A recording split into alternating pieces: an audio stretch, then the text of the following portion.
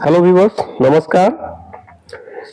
Legal vacancy update में हम आपके साथ एक नए विज्ञापन को लेकर आए हैं जो कि रेलवे रिक्रूटमेंट बोर्ड के द्वारा जारी किया गया है। यह एक आइसोलेटेड वैकेंसीज है जिसमें बहुत सारे पदों की वैकेंसी निकाली गई है, लेकिन मुख्य रूप से हम विधि से संबंधित विज्ञापनों की चर्चा करेंगे। यह डिटेल्ड सेंट्रलाइज नोटिफिकेशन जो जारी किया गया है उसका विज्ञापन संख्या 8/2025 है, जिसे आप आरआरबी के वेबसाइट पर जाकर डाउनलोड कर सकते हैं और उसका विस्तृत अध्ययन कर सकते हैं। फॉर्म सबमिशन से पहले आपको चाहिए कि पीडीएफ डाउनलोड कर हर कंडिकाओं को ध्यान से पढ़ें ताकि किसी प्रकार की फॉर्म भरने में त्रुटि न रहे। आइए मुख्य रूप से देखते हैं कि जो विधि से संबंधित जो दो पद है वह है चीफ लॉ असिस्टेंट और दूसरा है पब्लिक प्रोसिक्यूटर का पद। जैसा कि आप पीडीएफ में देख पा रहे हैं कि दोनों ही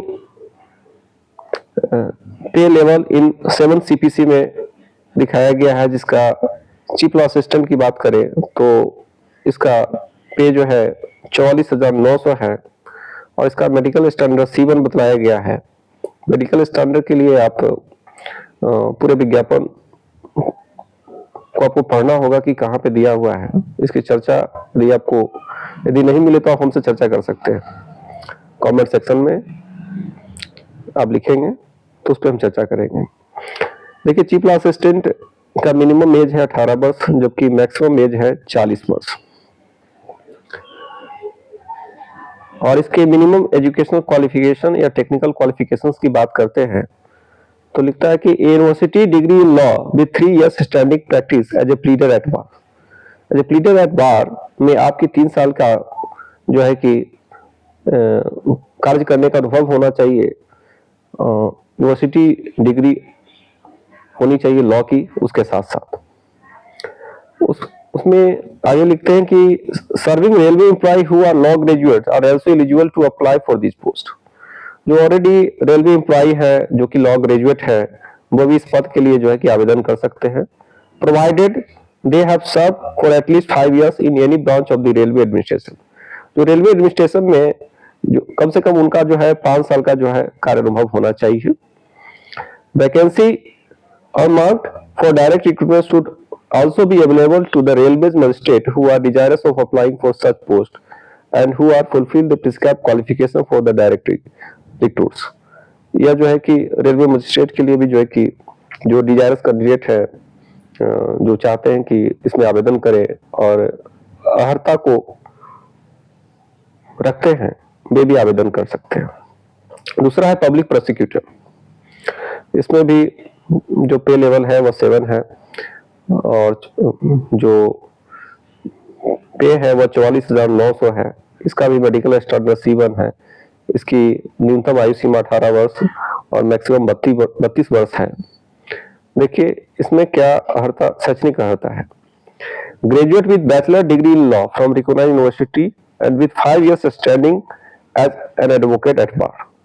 तो इसमें कह रहा है कि आपको लॉ की डिग्री होनी चाहिए, ग्रेजुएट होने के साथ साथ लॉ की डिग्री होनी चाहिए रिकॉग्नाइज्ड यूनिवर्सिटी से और as a standing advocate at bar मतलब 5 साल का अधिवक्ता के रूप में आपका कार्य अनुभव होना चाहिए, तब इस पद के लिए आप एलिजिबल हैं।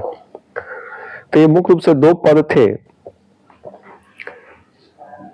अब देखते हैं कि इस आवेदन करने की तिथि क्या है। चलते हैं विज्ञापन के सबसे ऊपर के पृष्ठों पर कब से विज्ञापन से संबंधित पदों हेतु ऑनलाइन फॉर्म सबमिट किया जाना है। तो आइए पेज नंबर 4 देखिए, आवेदन भरने की तिथि 30/12/2025 से शुरू हो चुकी है, जबकि इसका क्लोजिंग डेट है ऑनलाइन एप्लीकेशन फॉर्म सबमिट करने का 29/1/2026 और लास्ट डेट जो पेमेंट का बताया गया है 31/1/2026 बताया गया।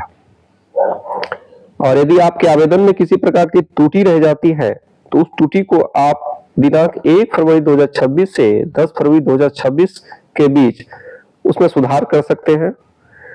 यद्यपि आपको शुरू में ही फॉर्म भरने के दौरान प्रयास करना चाहिए किसी प्रकार की त्रुटि ना हो, लेकिन यदि त्रुटि हो गई हो तो इस अवधि के भीतर आप जो है अपने फॉर्म में सुधार कर सकते हैं।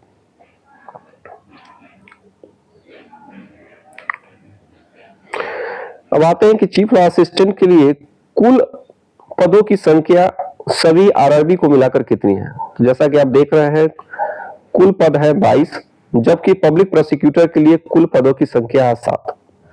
ध्यान देने वाली बात है कि सभी आरआरबी को मिलाकर वैकेंसी बताई गई है, तो आपको जिस आरआरबी में अप्लाई करना है उस आरआरबी में जाकर देखें कि उस आरआरबी में कितने पद जो है कि उपलब्ध है।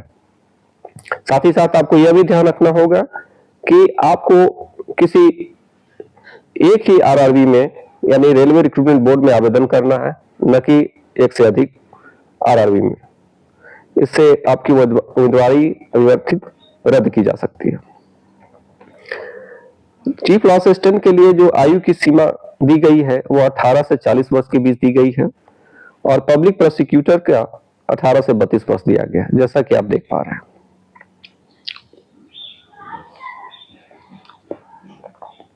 अब मुख्य बात यह है कि आयु की गणना किस स्थिति से की जाएगी। तो आइए देखते हैं page number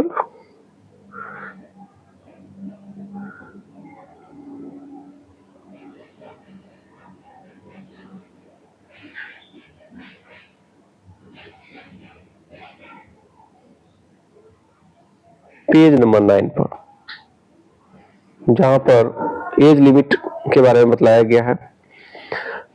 The lower and upper age limit indicated for the post in the vacancy table will be reckoned as on 1/1/2026।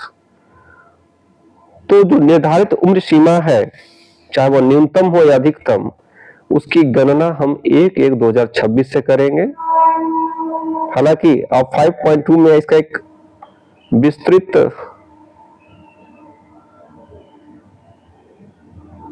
Chart भी बनाया गया है, इस चार्ट को आप देख सकते हैं।